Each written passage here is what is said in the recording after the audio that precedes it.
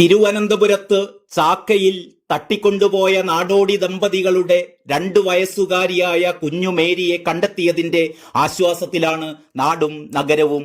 ഈ തട്ടിക്കൊണ്ടുപോകലിന്റെ ദുരൂഹതകൾ ബാക്കിയാണിപ്പോഴും. 19 മണിക്കൂർ നീണ്ട ആശങ്കകൾക്കൊടുവിൽ കൊച്ചുവേളി റെയിൽവേ സ്റ്റേഷന് സമീപമുള്ള ഓടയിൽ നിന്നാണ് കുട്ടിയെ പോലീസ് കണ്ടെത്തുന്നത്. കുട്ടി എങ്ങനെ അവിടെ എത്തി എന്നതിൽ ഇപ്പോഴും വ്യക്തത വന്നിട്ടില്ല. കൊല്ലം ഓയൂരിൽ നിന്ന് ഏതാനും മാസം മുമ്പ് 4 അംഗ സംഘം തട്ടിക്കൊണ്ടുപോയ അബിഗേലിനെയും ഇതേപോലെ വീട്ടുകാരും നാട്ടുകാരും ഏറെ തീ തിന്ന ശേഷമാണ് കണ്ടെത്തിയത്. ഈ 2 കുട്ടികളെയും തിരിച്ചു കിട്ടിയെങ്കിലും കണ്ണൂർ ജില്ലയിൽ ഇരിട്ടിയിലെ 1.5 വയസ്സുകാരി ദിയ ഫാത്തിമയെ കാണാതായിട്ട് 10 വർഷമാകുന്നു. വീടിനുള്ളിൽ കളിച്ചുകൊണ്ടിരുന്ന കുഞ്ഞാണ് ഒരു സുപ്രഭാതത്തിൽ കാണാമറയത്തേക്ക് പോയത്. ആദ്യം ലോക്കൽ പോലീസ് അന്വേഷിച്ച കേസ് പിന്നീട് ക്രൈംബ്രാഞ്ചിന് വിട്ടുവെങ്കിലും നാളിതുവരെ ഒരു തുമ്പും കണ്ടെത്താൻ പോലീസിനായില്ല. ക്രൈംബ്രാഞ്ച് അന്വേഷണം കാര്യക്ഷമമല്ലെന്നാണ് കുടുംബത്തിന്റെ ആരോപണം. കണ്ണൂർ ഇരിട്ടി പാലക്കണ്ടി വീട്ടിൽ സുഹൈലിന്റെയും ഫാത്തിമ സുഹറയുടെയും മകളായിരുന്നു 1.5 വയസ്സുകാരി ദിയ ഫാത്തിമ. കാലങ്ങളായി ഒരു നാട് മുഴുവൻ അവൾക്കായി കണ്ണീരോടെ കാത്തിരിക്കുകയാണ്. 2014 ഓഗസ്റ്റ് 1 പെരുന്നാളായിരുന്നു അന്ന്. തലേ ദിവസം രാത്രി മുഴുവൻ തോരാ മഴയായിരുന്നു. ആ തണുത്ത വെളുപ്പാൻ കാലത്ത് അവൾ നേരത്തെ ഉണർന്നിരുന്നു. കുളിച്ചൊരുങ്ങി പെരുന്നാളിന് ബാപ്പ സമ്മാനിച്ച പുത്തൻ ഉടുപ്പുമിട്ട് അവൾ വീട്ടുമുറ്റത്ത് കളിച്ചുകൊണ്ടിരിക്കുന്നത് ഉമ്മ സുഹറ കണ്ടിരുന്നു. പിന്നെ വീടിന്റെ ഉള്ളിൽ കസേരയിലിരുന്ന് ചായ കുടിക്കുന്നത് കണ്ടുകൊണ്ടാണ് ദിയയുടെ ഉമ്മ അടുക്കളയിലേക്ക് പോകുന്നത്. പെട്ടെന്നു തന്നെ തിരിച്ചു വന്നുവെങ്കിലും അപ്പോഴേക്കും ദിയമോൾ അപ്രത്യക്ഷയായിരുന്നു. നെഞ്ചിൽ തീയുമായി കരഞ്ഞു കരഞ്ഞ് സുഹറയും സുഹൈലും നാട് മുഴുവൻ പൊന്നോമനയെ തേടി നടന്നു. ദിയയെ കാണാത്ത വാർത്ത പരന്നതോടെ നാടിളക്കി നാട്ടുകാരും പോലീസുകാരും കൂട്ടത്തിൽ തിരച്ചിൽ തുടങ്ങി. സമീപത്തെ തോട്ടിലും പുഴയിലുമൊക്കെ അഗ്നിശമന സേനയും തിരച്ചിൽ നടത്തി. നിമിഷങ്ങൾക്കുള്ളിൽ ദിയ ഫാത്തിമയുടെ തിരോധാന വാർത്തയും ചിത്രങ്ങളും മാധ്യമങ്ങളിൽ നിറഞ്ഞു.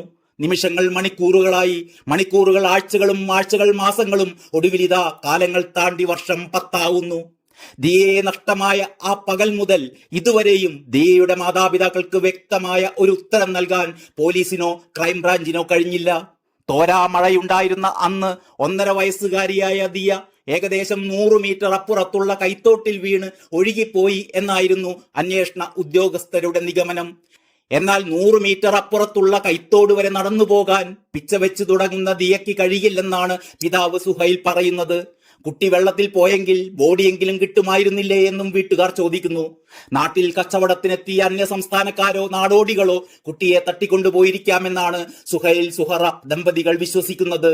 കാരണം കുട്ടിയെ കാണാതാവുമ്പോൾ ശരീരത്തിൽ 2.5 പവനോളം തൂക്കം വരുന്ന സ്വർണ്ണാഭരണവും ഉണ്ടായിരുന്നു. കാണാതായ ദിയയുടെ രൂപസാദൃശ്യമുള്ള ഒരു കുട്ടിയെ ഒരു സ്ത്രീക്കും പുരുഷനുമൊപ്പം അങ്കമാലി KSRTC ബസ് സ്റ്റാൻഡിലെ ഒരു കടയ്ക്ക് മുന്നിൽ കണ്ടെത്തിയെന്ന് ഇതിനിടെ ചില പ്രചാരങ്ങൾ ഉണ്ടായിരുന്നു.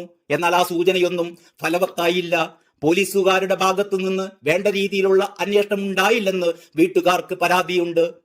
എന്തുകൊണ്ട് അങ്കമാലി KSRTCയിലെ ദൃശ്യങ്ങൾ പരിശോധിച്ച് അന്വേഷണം നടത്തിയില്ല എന്ന ചോദ്യത്തിന് പോലീസിനും ഉത്തരമില്ല. അന്വേഷണ ഉദ്യോഗസ്ഥരിൽ പലരും സർവീസിൽ നിന്ന് വിരമിച്ചതോടെ കേസ് അന്വേഷണവും ഇടയ്ക്ക് നിലച്ചു. വീണ്ടും അന്നത്തെ ഇരിട്ടി DYSP P സുകുമാരന്റെ നേതൃത്വത്തിൽ പ്രത്യേക അന്വേഷണ സംഘത്തെ രൂപീകരിച്ച് അന്വേഷണം ആരംഭിച്ചുവെങ്കിലും കുഞ്ഞിന്റെ തിരോധാനം സംബന്ധിച്ച ഒരു തെളിവും പോലീസിന് ലഭിച്ചില്ല. ഇടയ്ക്ക് ദിയയുടെ മുഖസാദൃശ്യമുള്ള ഒരു കുട്ടിയെ മംഗളൂരു കുടക് ഭാഗങ്ങളിൽ കണ്ടതായി ഒരു പ്രചാരണമുണ്ടായി. തുടർന്ന് അന്വേഷണം കർണാടകയിലേക്കും തമിഴ്നാട്ടിലേക്കുമൊക്കെ വ്യാപിപ്പിച്ചിരുന്നു. 2017 അന്വേഷണം ക്രൈംബ്രാഞ്ച് ഏറ്റെടുത്തു. പക്ഷേ ഒരു പുരോഗതിയുമില്ല. ഇപ്പോഴും വഴിക്കണ്ണുമായി പ്രാർത്ഥനയോടെ കാത്തിരിക്കുകയാണ് ദിയയുടെ ഉമ്മയും ഉപ്പയും.